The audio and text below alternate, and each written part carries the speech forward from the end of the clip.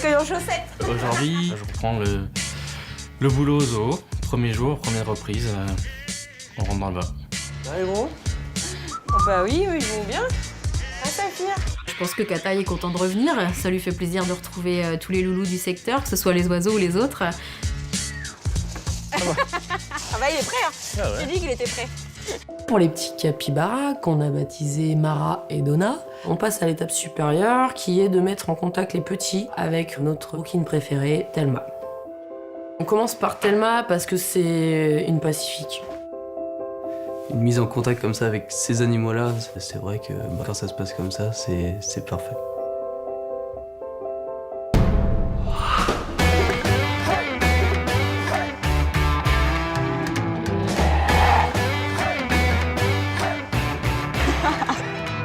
Aujourd'hui, on profite qu'on est 3, moi, Mélanie et Barbara, pour aller chercher les 3 vautours en direction leur volière d'envol. Oui, mais Loulou, on va y aller. Bientôt. On va déménager. On a 2 vautours fauves, Luigi et Venant, et puis un petit vautour à dos blanc, Popeye. C'est des animaux un petit peu bruts, bourrins. C'est-à-dire quand on arrive, c'est sûr, ils font un peu leur dominant, ils vont ouvrir les ailes, tendre le cou, montrer qu'ils sont puissants, qu'ils sont forts, qu'ils sont impressionnants. C'est juste de l'intimidation, quoi. C'est-à-dire que, surtout de la part de Luigi, je sais que c'est juste du flan, quoi. C'est vraiment des oiseaux, même quand je les pèse, j'ai vraiment aucune appréhension. C'est vraiment des venants, on peut presque le caresser. C'est une poule, il est gentil comme tout. Et, donc, moi j'aime bien ces oiseaux, ils sont cool.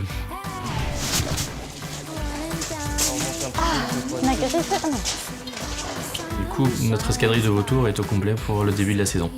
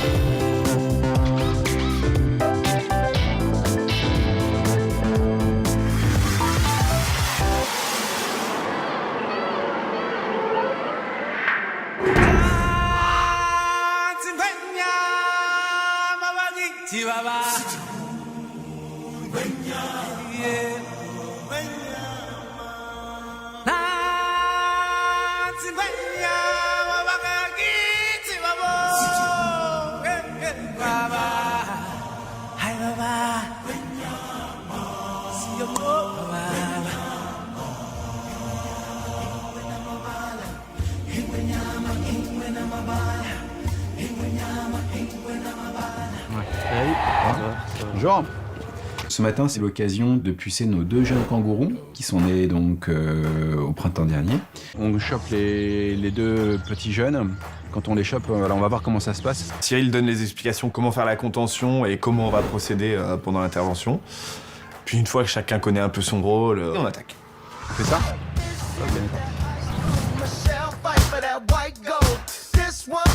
Là, il faut être un peu nombreux en fait, parce que bon, on n'a que 2 individus à attraper, mais on a quand même 3 autres kangourous enfermés dans le bâtiment, plus 2 émeus, donc c'est sûr que là, il faut faire effet de masse quand même. Ça va bouger, là, 3 adultes et les émeus. Ah oui, d'accord. Et les émeus dedans, ça va être chaud. L'opération est délicate parce que c'est des animaux un peu énergiques quand même, donc alors il faut les attraper par la base de la queue. C'est la meilleure contention qui n'est pas douloureuse pour eux. Mais il faut faire attention parce qu'ils ont toujours l'appui sur les pattes, donc ils peuvent très bien envoyer des coups de patte ou nous faire voler.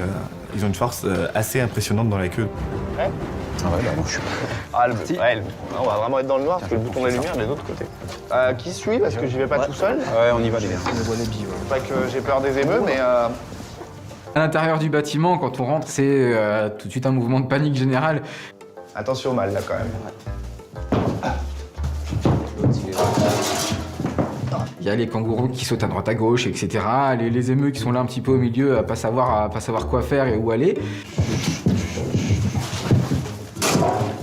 Voilà, ça saute, ça se colle contre les murs. Donc le temps d'attraper les petits, voilà, on met 1 ou 2 minutes à les attraper.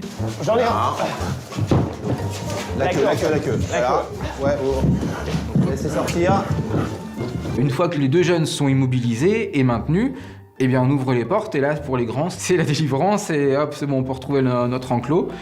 Après du coup la manipulation se fait tranquillement à l'intérieur, le temps de sexer et pucer les deux petits.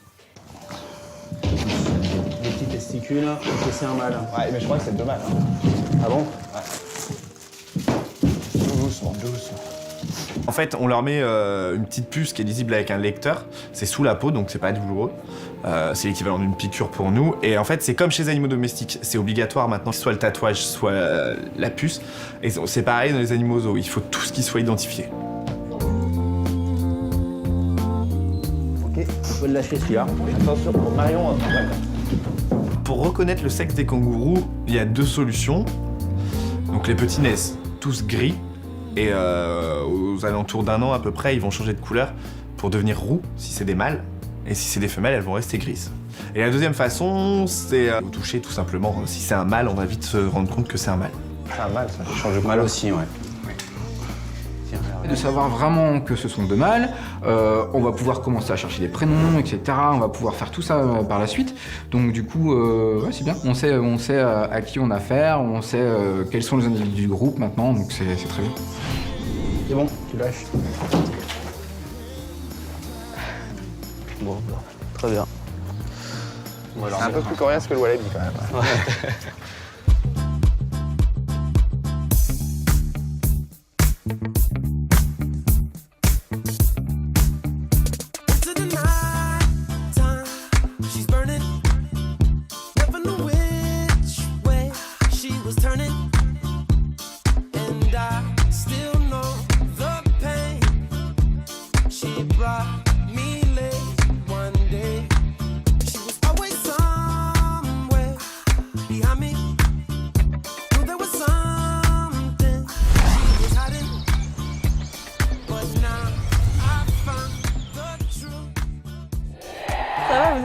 Vous avez fait une bonne route.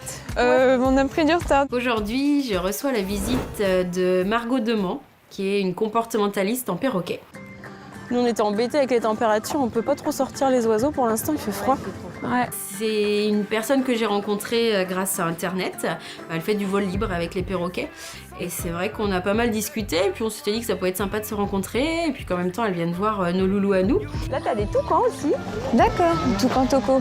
J'en profite pour lui faire faire un petit peu tout le tour du secteur. Là, elle est sympa cette volière. Beaucoup de végétation. Oui, ouais, ils peuvent bien Ils se sont cacher. cool, le mâle il mange à la main et c'est super C'est sympa. vrai, ouais. Ouais, c'est plus perroquet. Ouais, toi. surtout les perroquets. Ouais. Les rapaces, les autres, je connais pas Ouais. trop quoi. La base, mais le reste, Ouais, bon. voilà.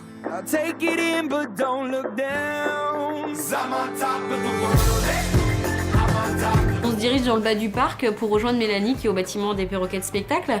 Et en passant, on s'arrête voir Manu et Chao, qui sont donc 2 Ararona, 2 mâles, qui ne sont pas là pour les spectacles, ils sont là pour la présentation au public. Ils menacent là. Hein. Attention, vous êtes chez moi. Il est très très agressif. Ah oui, je vois ça. Hein. Elle a fait pas mal d'études de comportementaliste et elle s'est spécialisée plus dans les perroquets. Apparemment, elle baigne vraiment dans le monde des perroquets depuis toute petite et elle a l'air de les connaître sur le bout des doigts, je dirais même. Manu, Lui, il a l'air plus calme, Il Manu. est plus calme. C'était Ouais. un perroquet de spectacle, mais dans un autre zoo en fait. Ah, d'accord. C'est super intéressant de pouvoir discuter comme ça, perroquet toute la journée, moi ça me plaît. Ouais, il est pas content. Non, lui. Ouais. Attention, ouais. Oh, les pélicans. Les pélicans. Ils sont beaux. Hein. Il y a des passionnés d'oiseaux, mais bon voilà, je rencontre pas forcément tous les jours et du coup c'est super agréable quoi. On est vraiment dans le même monde, on se comprend, on est vraiment sur la même longueur d'onde, du coup c'est très très très agréable. Voici le fameux Tao. Ah. Il se découpe un petit peu les plumes au niveau des cuisses, Tao. Ah, tu vois, elle a l'œil hein. Ce qui m'impressionne, c'est qu'elle va vraiment repérer le moindre petit détail en fait. Et c'est là que tu te dis que quand même, ouais, elle s'y connaît drôlement, elle touche bien quoi. Les trois là, ils sont détendus. Ouais, ils ont Regarde l'air zen, Yago, ce qu'elle fait avec sa patte, c'est un comportement de détente ça. C'est quand ils sont au grillage à battre des ailes et à montrer le bec, là c'est de la menace. Elle a une façon d'observer leur attitude, leur posture, c'est ouais, c'est impressionnant. J'aimerais bien être dans la tête des perroquets comme elle l'est en fait. Là, c'est un couple qui normalement, devrait faire de la repro, mais... Ouais. Alors, regarde Blue, les pattes qu'il a. Lui, il a les pattes toutes handicapées. Ah mince. Alors, justement, pour la repro, est-ce qu'il arrive à bien monter sur sa femelle correctement aussi, tu vois? Oh, ça devrait pas le gêner, normalement. Ouais, tu penses? Ah non, non. Alors c'est vrai que deux passionnés de perroquets ensemble, c'est terrible. Une fois qu'on commence à parler, on s'arrête plus en fait. Enzo, tu dis bonjour? Coucou, Enzo! Ah, il y a l'autre qui répond derrière. Bah oui, pour Aldo, bah oui, on n'a même pas été voir Aldo. Ah, ils vont nous dire au revoir, ouais. Ça...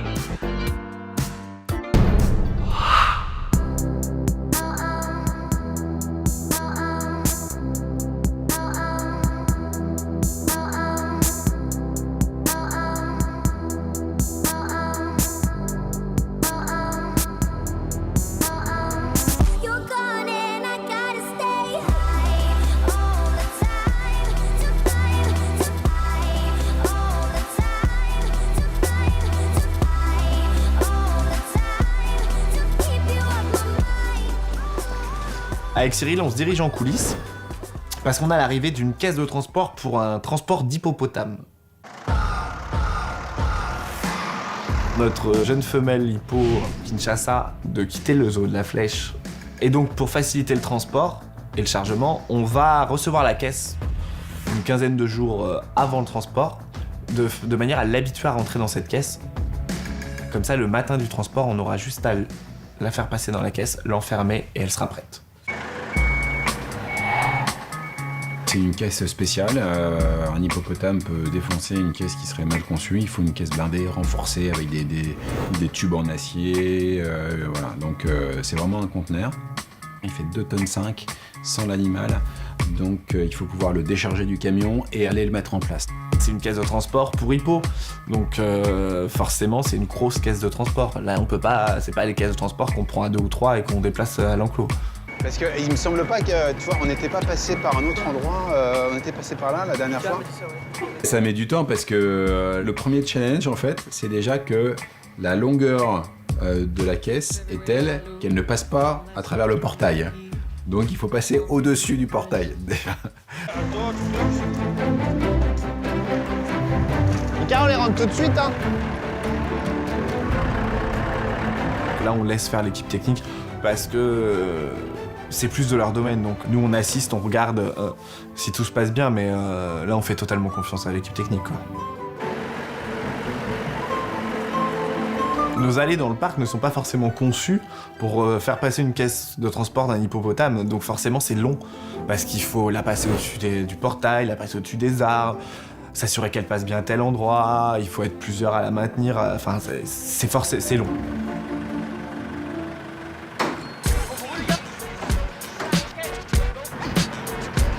Ça peut pas être simple. Gros herbivore, grand moyen d'accès, c'est pas compliqué. Ah là, c'est quelque chose, hein. Ça fait un peu peur parce qu'on se dit, elle est vide. Et comment ça va se passer avec un hippo dedans? Donc on stresse, forcément, je stresse un peu pour Kinshasa, c'est normal. Mais là, y a pas 2,27 m. L'objectif, c'est de placer la caisse devant la trappe de sortie du bâtiment hippo. On a un problème avec un petit toit qui protège la trappe hippo, donc la hauteur ne passe pas, il y a des poteaux qu'il faut déplacer.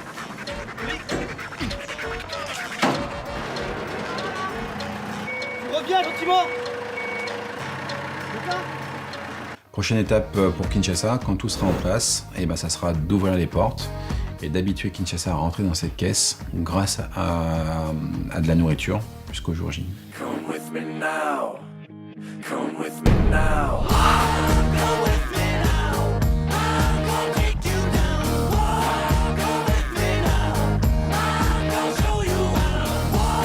Come with me now. I'm gonna take you down.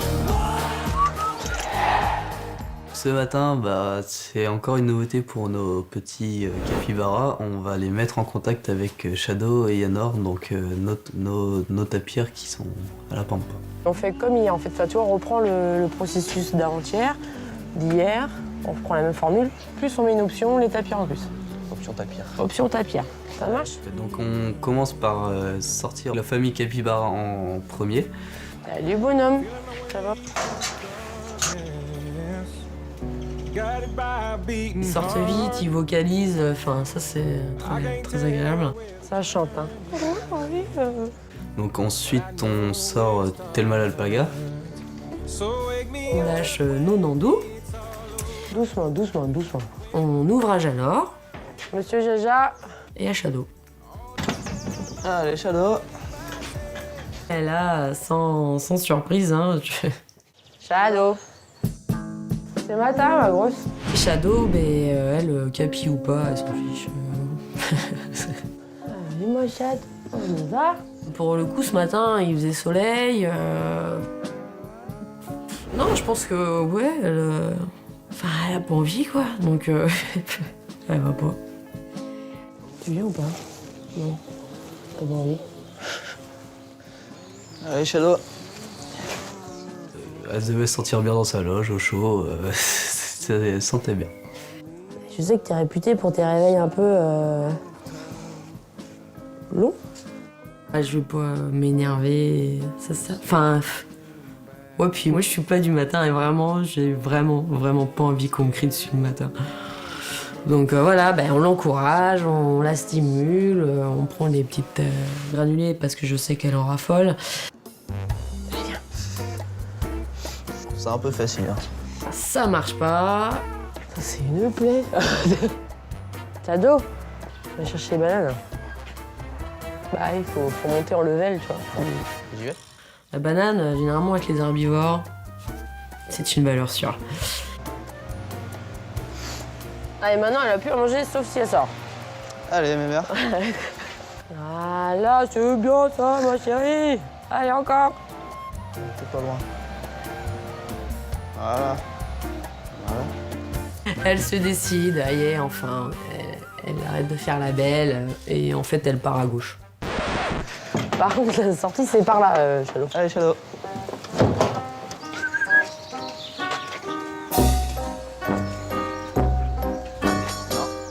Jacques a déjà fait tout le tour de la pampa 10 fois, lui revient, et puis en effet sans la banane qu'il y a de dispo, et puis elle se sert. Allez, voilà, très bien. Il se sert dans la banane de Shadow, l'appât qui nous sert à la sortir. Ah oui, toi t'as bien senti, toi, t'as l'air bon, toi.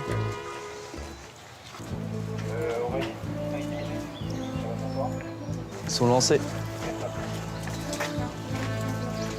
Allez les gars! Bien ça. Oui, Shadow! Alléluia! Bravo, Shadow!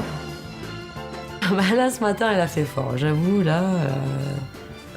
Voilà, il a fallu une demi-heure pour sortir Shadow. Voilà, elle avait vraiment pas envie.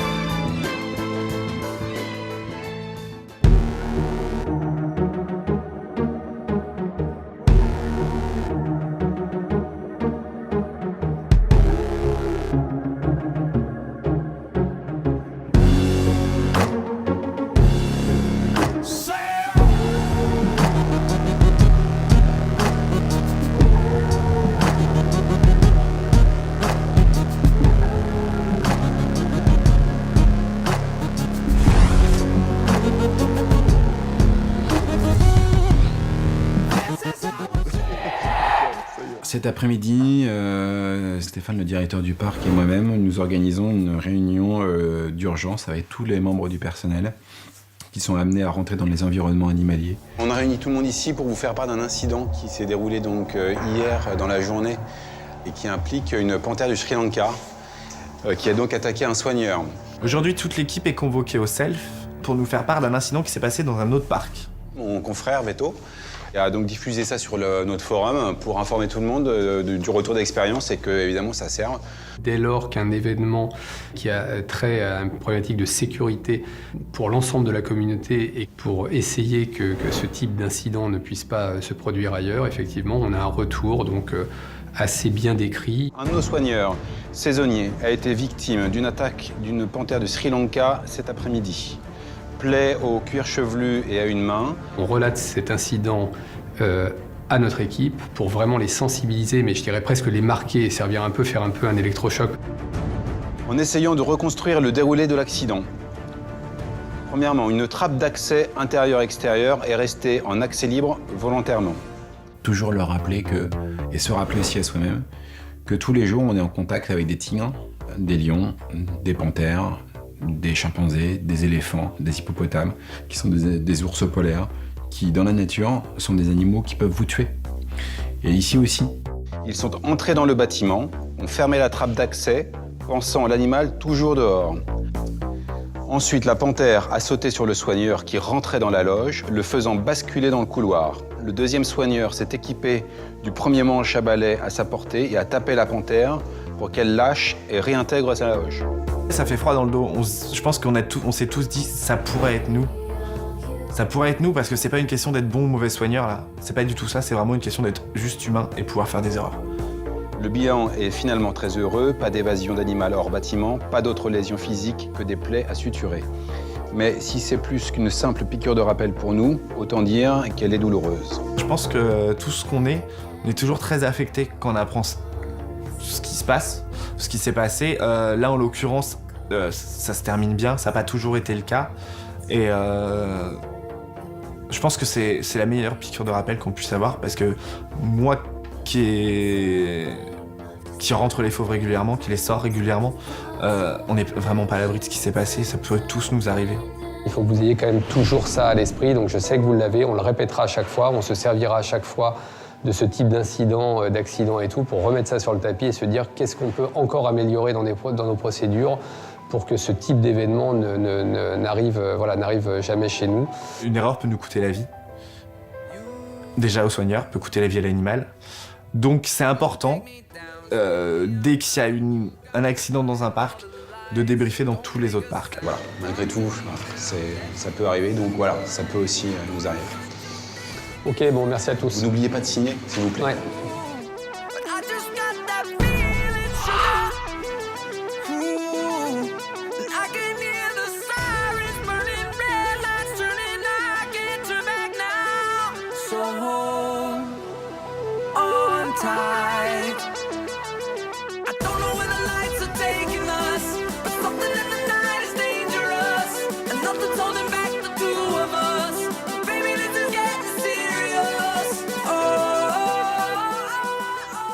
Attends, on va mettre le lait dans les bibes avant de rentrer dans le... Ouais, avant de se faire secouer par les chevaux.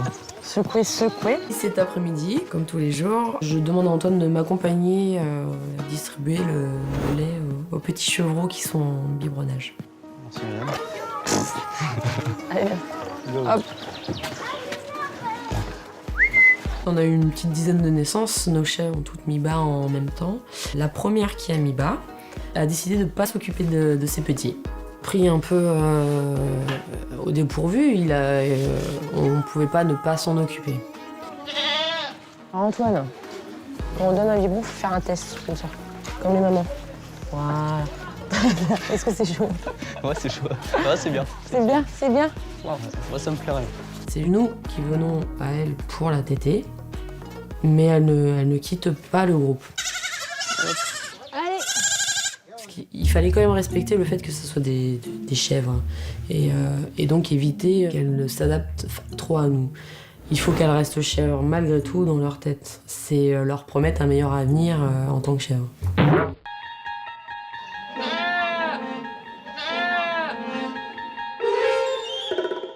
Il faut rester chèvre dans sa tête. Ouais, ça vient. Et on ne fait pas de rototo et tout ça, hein. Non, mais je sais pas, la dernière fois on faisait des potes.